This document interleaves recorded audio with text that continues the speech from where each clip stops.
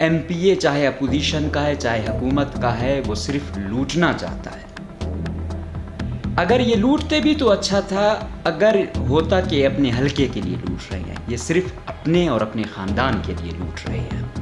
ہر زبان زدیام ہے ہر ڈپارٹمنٹ میں کہ بھائی چوکیدار کے لیے اتنے پیسے ہیں، سپاہی کے لیے اتنے پیسے ہیں، جونیئر کلرک کے لیے اتنے پیسے ہیں، اسٹینو کے لیے اتنے پیسے ہیں۔ دکھ کی بات اور افسوس کی بات یہ ہے کہ حالیہ مونسون کا سیزن ہے، پنجرا پل اور دوسرے ایریاز واشو خاران، یہاں مختلف ڈسٹرکوں کی صورتحال بہت بری ہے، وہاں سے یہاں کوئٹہ تک آنا بڑا مشکل ہے۔ لیکن اب ان چالو لوگوں نے چھوٹی چھوٹی پوسٹوں کے لیے بھی لوگوں کو کوئٹہ بلانا شروع کر دیا ہے، اور ایک دن میں 3,000 لوگوں کے انٹرویوز ہو رہے ہیں۔ بھائی 3,000 کیسے؟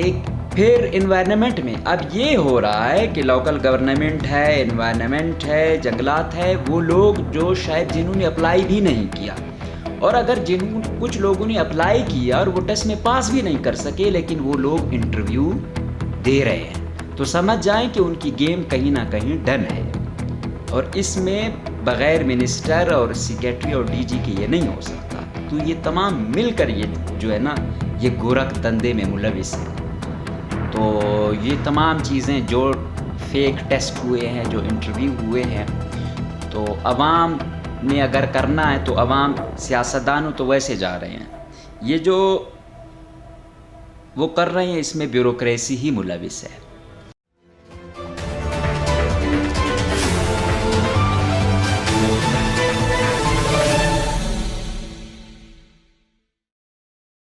السلام علیکم، پاکستان امیج نیوز میں خوش آمدید۔ آج کے پروگرام میں ہم بات کریں گے کہ وفاقی حکومت کے ساتھ ساتھ بلوچستان حکومت کی بھی جو مدت ہے وہ ختم ہونے جا رہی ہے۔ اب جو پولیٹیشن ہیں، اب تو بدقسمتی سے قدوس بزنجو کے آنے کے بعد ہر ایم پی اے ہی منسٹر ہے۔ خوشی کی خبر یہ ہوتی کہ ہر شخص اپنے حلقے کا منسٹر ہوتا، وزیر اعلیٰ ہوتا، ہم کہتے، لیکن یہاں پہ یہ وہ منسٹر ہیں، یہ وہ وزیر اعلیٰ ہیں جو ہر ایم پی اے چاہے اپوزیشن کا ہے چاہے حکومت کا ہے وہ صرف لوٹنا چاہتا ہے۔ اگر یہ لوٹتے بھی تو اچھا تھا اگر ہوتا کہ اپنے حلقے کے لیے لوٹ رہے ہیں، یہ صرف اپنے اور اپنے خاندان کے لیے لوٹ رہے ہیں۔ اس میں قوم پرست، مذہب پرست، وفاق پرست، تمام پیٹ پرست بنے ہوئے ہیں، بس لوگوں الگ الگ ہیں۔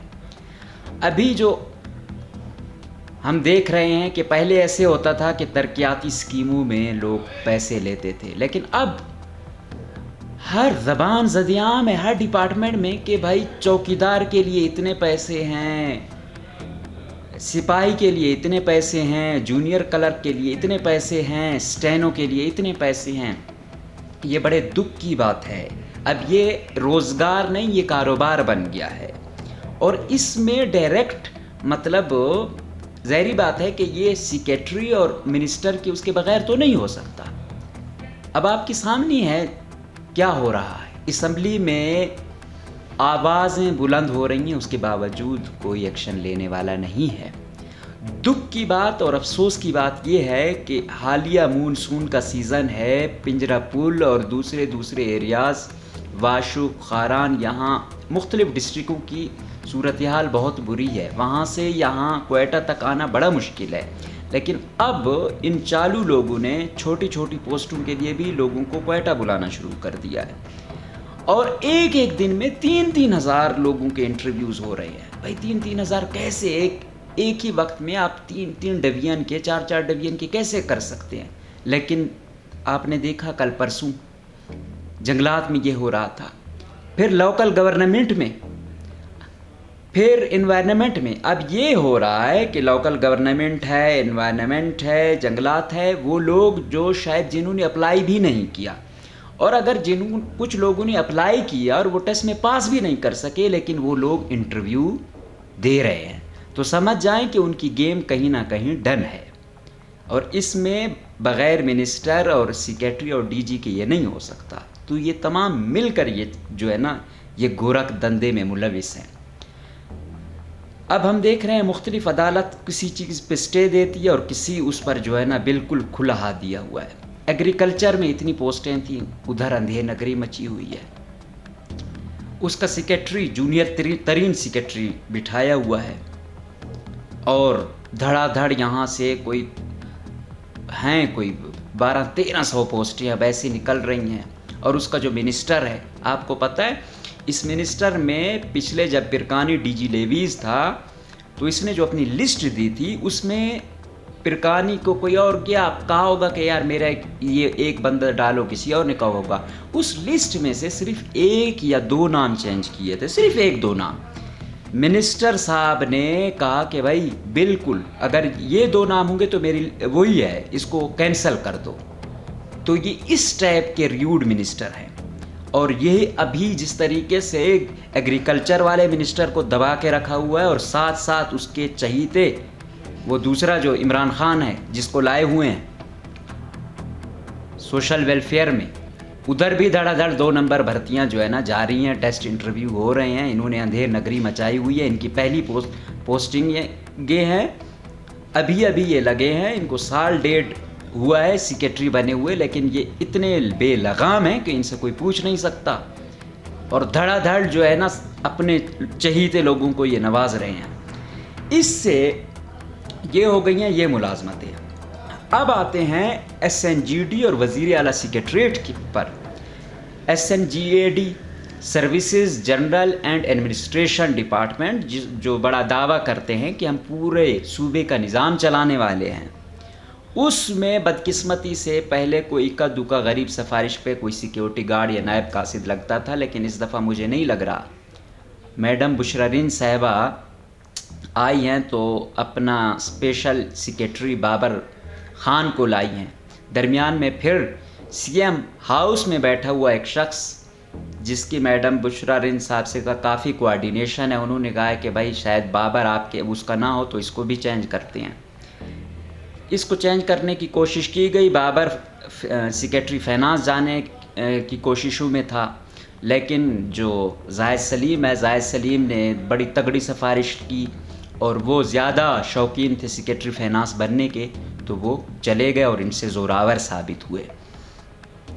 تو پھر کیا ہوا کہ یہ جو کمیٹی بنی میڈم بطول اسدی صاحبہ کے چیئرمین، مطلب وہ چیئرمین ہوں گی ریکروٹمنٹ میں، اور نیچے جو ہیں. تو ادھر بھی گڑبڑ ہو گئی تھی. انہوں نے کہا کہ جو بطول اسدی ہے وہ اس طریقے سے خیال نہیں رکھ رہی ہیں. اب بشرا رند صاحبہ کا بھی یہی ہے کہ آخری وقت ہے، جتنا ہو سکتا ہے. وہ بھی ایکٹیو ہیں، بچے بھی ان کے ایکٹیو ہیں.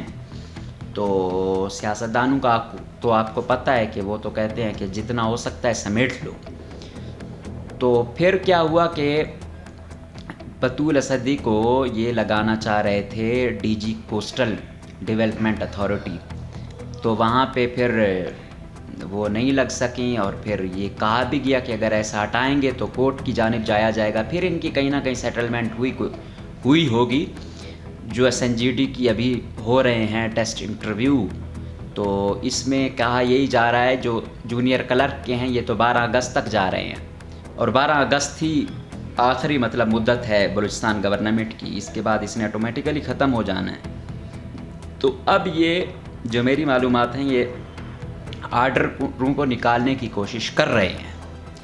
تو یہ تمام چیزیں جو فیک ٹیسٹ ہوئے ہیں، جو انٹرویو ہوئے ہیں، تو عوام نے اگر کرنا ہے تو عوام سیاستدانوں تو ویسے جا رہے ہیں. یہ جو وہ کر رہے ہیں اس میں بیوروکریسی ہی ملوث ہے. اگر S N G A D میں کچھ ہوتا ہے تو سیکیٹری بابر خان ہے، اس طرح چیئرمین بطول اسدی ہے، اس کی جو ٹیم ہے. آپ عدالت میں کٹہرے میں ان کو لائیں کہ ان کی وجہ سے یہ ہوا ہے. اور پھر پتہ چل جاتا ہے کہ کوئی بھی شخص کس کے تھرو لگا ہے. ایس این جی ڈی میں بدقسمتی سے آج تک کوئی ایک بھی شخص ان لوگوں نے، اگر وہ کمیشن یا کسی اور کوئی، پہلے کہتے ہیں کہ جب ایماندار سیکیٹری ہوا کرتے تھے تو ان کے دور میں کوئی 1-2 بیچ نکلے، ورنہ ساری سیاسی بھرتیاں ہوئی ہیں. آج آپ دیکھیں سیکریٹریٹ میں آپ کو کوئی کام کرنے والا ہی اگر کچھ ہو رہا ہے تو وہ اٹیچ ڈپارٹمنٹ والے کر رہے ہیں۔ یہ ساری 2 نمبر بھرتیاں اس طریقے سے ہوئی ہیں۔ اب یہ ہو گیا کہ چیئرمین جو کمیٹی ہے اس کو کچھ پوسٹیں دے دیں، سیکریٹری کو کچھ دے دیں، ہر منسٹر کی کچھ ہو گئیں۔ اب تو ایم پی اے کا بھی اپنا، ہر ایم پی اے جو ہے نا منسٹر بنا ہوا ہے تو ہر ایک کا اپنا کوٹا ہوگا۔ اس میں میرٹ والے لوگ کہاں جائیں گے؟ ایک بندہ سوچتا ہے کہ یار میری آئیڈیل وہ ہے، وہ کہاں جائے گا؟ لیکن یہ تمام چیزیں، ہر ایک بیوروکریسی، منسٹر، یہ تمام لوگ چاہ یہی رہے ہیں کہ بس چیزیں نکالی جائیں اور اپنے اپنے بندے نکالے جائیں۔ احتساب کا نظام تو کہیں نظر نہیں آ رہا۔ اب کئی جگہ تو الزام لگتا ہے کہ فلاں جج صاحب جو ہیں ان کے بھی جو ہے نا بندے نکالے جاتے ہیں، تو بس پھر آگے کوئی اگر کیس آتا بھی ہے تو وہ ایسے ہی اس کو وہ کیا جاتا ہے، تو پھر اس پہ کوئی ایکشن ہی نہیں ہوتا۔ تو جس نظام میں ایسا ہو تو وہاں کیا ہو سکتا ہے؟ مجھے اچھے سے یاد ہے کہ ایک ہاسپٹل میں ٹیسٹ انٹرویو ہوئے اور وہاں پہ ایک جاننے والے نے بھی ٹیسٹ دیا تھا، تو اس نے کہا کہ یار یہ تھے، لیکن یہ جج کا بھتیجا ہے، یہ انٹرویو پہ بھی نہیں آیا، لیکن مجھے لگتا ہے کہ یہ لگ جائے گا کیونکہ یہ جج کا بھتیجا ہے۔ اور پھر ایسا ہی ہوا، وہ اس کا بھتیجا لگ گیا۔ تو آپ بتائیں جہاں پہ یہ چیزیں ہوں کہ ججوں کے بھتیجے یا بیٹے یا بھائی ایسے لگ جائیں، تو پھر وہاں پہ لوگوں کی آخری امیدیں تو عدالتیں ہوتی ہیں۔ تو اب بیوروکریسی بھی بڑی چالاک ہو گئی ہے، منصفوں کو بھی جو ہے نا وہ کر لیتے ہیں، نیب والوں کو بھی کر لیتے ہیں، کوئی اسٹیبلشمنٹ کا کوئی طاقتور بندہ ہوتا ہے اس کا بھی کوئی نام لے لیا، تو جہاں جہاں سے ان کو کوئی خوف ہوتا ہے ان کا اکا دکا بندہ لگا دیا، تو نیچے عوام چاہے کچھ بھی کہے کوئی ایکشن نہیں ہوگا، کیونکہ انہوں نے سب کو ملایا ہوتا ہے۔ اور یہی آج کل یہ سسٹم چلا ہوا ہے۔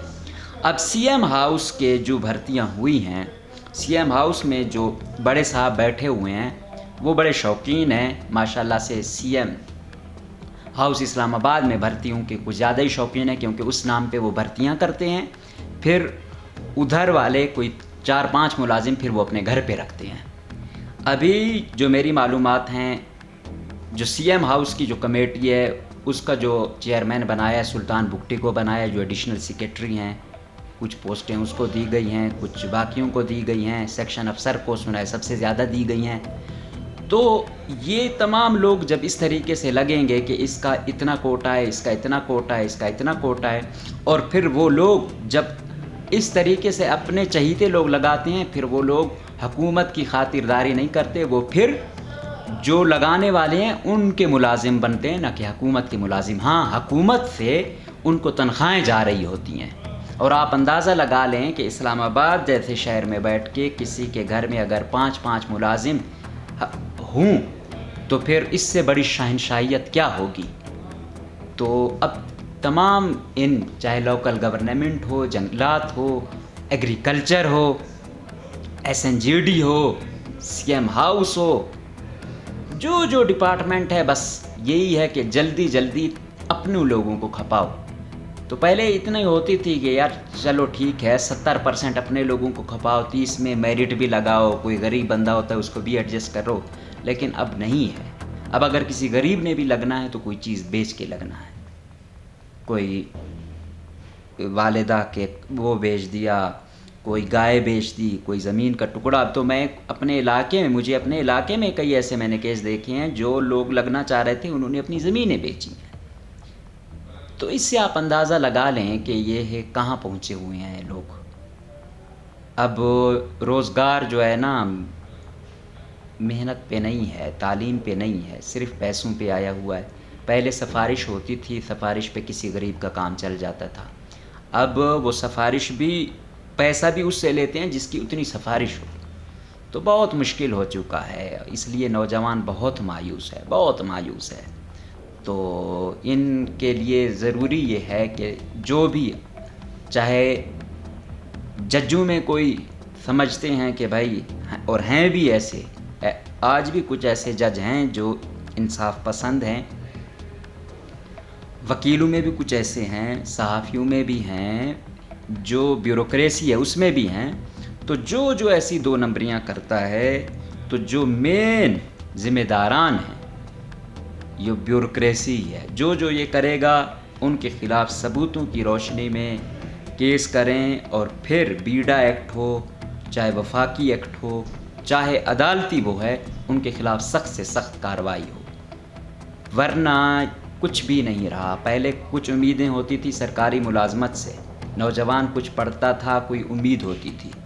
اب اگر جب پتہ چلے تمام کا تمام دار و مدار پیسہ ہے تو کوئی اپنے بچے کو کیوں پڑھائے گا؟ جب اس کو پتہ ہے، جب حالات یہاں تک کہ ہوں کہ ایک بندہ اپیئر ہی نہ ہوا ہو اور وہ لگ جائے، تو پھر کیا ہوگی صورتحال؟ جب ایک دن میں 3-3 ہزار لوگوں کا انٹرویو ہوگا تو سمجھ جاؤ کہ کیا ہو رہا ہے.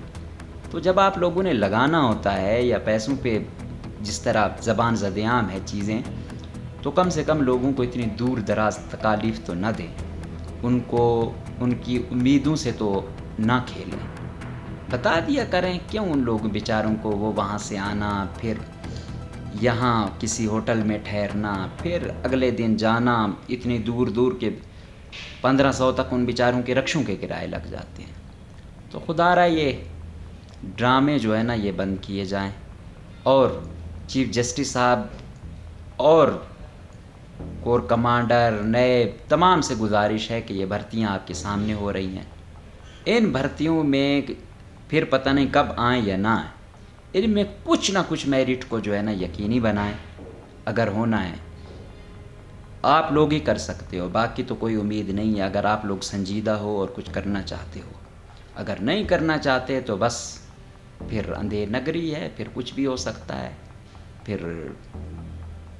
پھر آپ کہتے ہو کہ نوجوان کیوں ادھر ادھر جا رہے ہیں، نشو کی لت میں مبتلا ہو رہے ہیں، غیروں کے ہاتھوں میں کھیل رہے ہیں. پھر وہ یہی ریزن ہے.